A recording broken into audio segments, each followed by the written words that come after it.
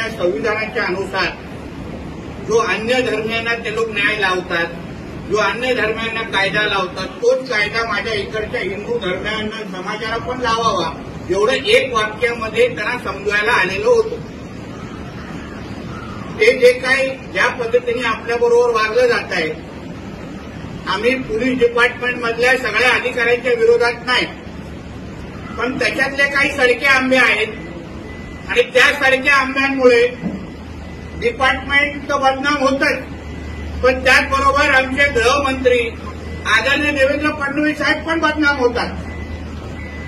आणि म्हणून अशा पद्धतीच्या अशा अधिकाऱ्यांना थोडा चेहरापट्टी झाली पाहिजे, त्यांना भेटलं पाहिजे, त्यांना कळलं पाहिजे की हे हिंदुत्वादी विचाराचं सरकार आहे, हा हिंदू समाज या सत्तेमध्ये आहे, हे भगवादारांचं सरकार आहे आणि इथे अगर भगवादारांना आणि हिंदू समाजाच्या कुठल्याही माझ्या तरुणाला अशा पद्धतीचा त्रास अगर उद्या परतून दिला तर त्रास देण्याचे परतफेड आम्हीही करू एवढं सांगण्यासाठी त्या पोलीस स्टेशनमध्ये जाऊन बसले.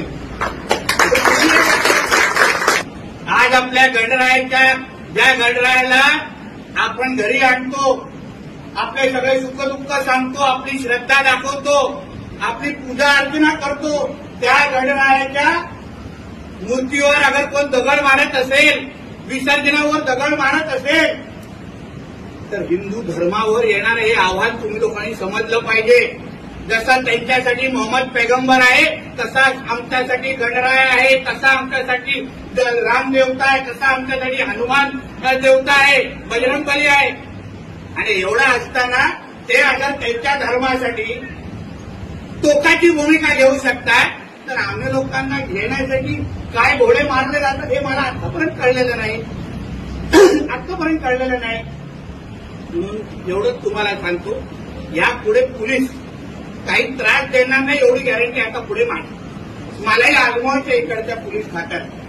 आम्ही काही चूक नसताना अगर आमच्यावर चुकीच्या केसेस तुम्ही टाकल्या तर आमच्याकडे पण फोन आहेत वरती करण्यासाठी, आम्हाला पण माहितीये कोणाचे फोन तुम्हाला आले पाहिजे.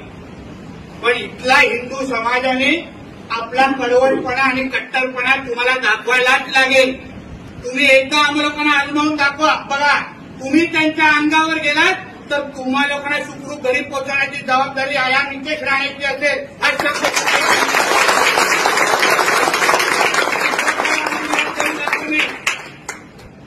तुमच्या मुरुडचं इथे इस्लामीकरण व्हायला देऊ नका. बघा, ठाण्याच्या जवळपास पडगा नावाचं एक गाव होतं, असंच तुमच्या मुरुडसारखं होता. गप्प बसला तिकडचा हिंदू समाज. काही वर्षानंतर आज तिथे औषधाला पण एक हिंदू आपल्याला सापडत नाही. त्या गावाचं नाव बदलून ते लोकांनी अलश्याम करून टाकलेलं आहे. त्या पडग्या गावाचं सगळं 99% तिथे मुसलमान समाज राहतो, कारण का तिकडला हिंदू तुमच्यासारखा गप्प राहिला. आज त्या लोकांना राहण्यासाठी त्या पडग्या गावामध्ये 1 इंच जमीन भेटत नाही. जाऊन पाहिजे बघा, भिवंडीच्या जवळपास तो पडगा गाव आहे. मी अगर खोटं बोलत असेल तर अहो, आजूबाजूला काय होत आहे नुसतं बघा. तुम्हाला जेवढी ताकद द्यायची आहे ना, महाराष्ट्रातला नाही देशातला हिंदू समाज तुमच्या या मुरुडमध्ये मी आणून दाखवेन. तुमच्यासाठी तुम्ही चिंता करू नका. तुम्ही काय करता हे दाखवा पहिला. तुमच्यातला पहिला आत्म्याचा कट्टरपणा दाखवा. आम्ही आहोत अंगावर केस, आम्हाला लोकांना काय फरक नाही पडत. तुम्ही बघा, जिथे जातो तिथे किमान 5 FIR पडतात. मला नाही फरक पडत, कारण मी माझ्या समाजासाठी भांडतोय, स्वतः वैयक्तिकसाठी भांडत नाहीये. सांगेन, तुमचं वर्दी घालण्या अगोदर तुम्ही त्याच गणरायाला नमस्कार करून तुमच्या त्या पोलीसच्या परीक्षेसाठी गेलेला हे कधी विसरू नका. त्या गणरायाने तुम्हाला आशीर्वाद दिला आणि म्हणून ही वर्दी आलेली आहे. आणि त्या तुमच्या नजरेसमोर कोणत्या गणरायाच्या विसर्जनावर अगर मिरवणुकीवर अगर दगड मारत असेल तर तुम्ही त्या गणरायाच्या समोर नमस्कार परत करू शकाल का, हे माझ्या पोलीस बांधवांना मला मुद्दामून या निमित्ताने विचारायचं आहे. म्हणून या सगळी परिस्थिती थोडा बारकाईने बघा. फक्त एकदा शेवटी आलेलो आहे, परत त्या पोलीस स्टेशनमध्ये जाणार नाही.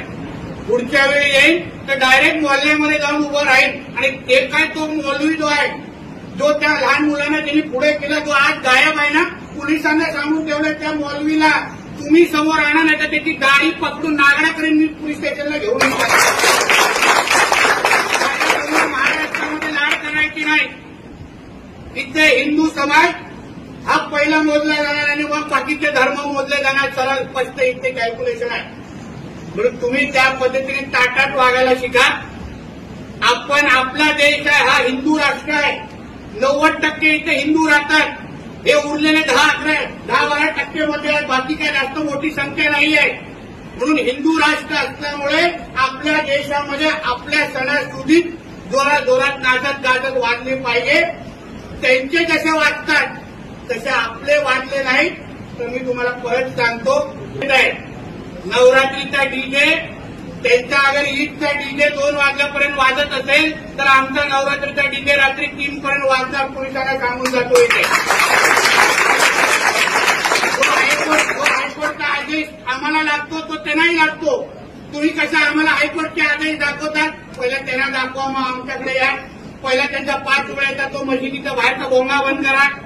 तिथे पण हायकोर्टचा आदेश आहे, ते बंद करा. मग आमच्याकडे तोंड उघडा.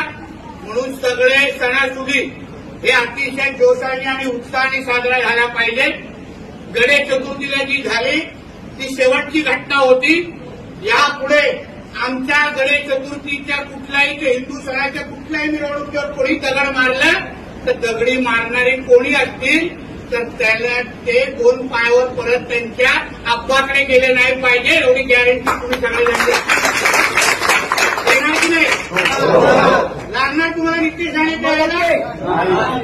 खिशातला औषध बाहेर काढा आणि टोचून टाका तिकडे. बाकी बघण्यासाठी आहे नाही इकडे. कळलं ना तुम्हाला? जास्त डिटेल्स सांगत नाही, कॅमेरा चालू आहे. तेवढ्यातलं तेवढं सांगतो, डिटेल्स सांगतो. जय श्रीराम.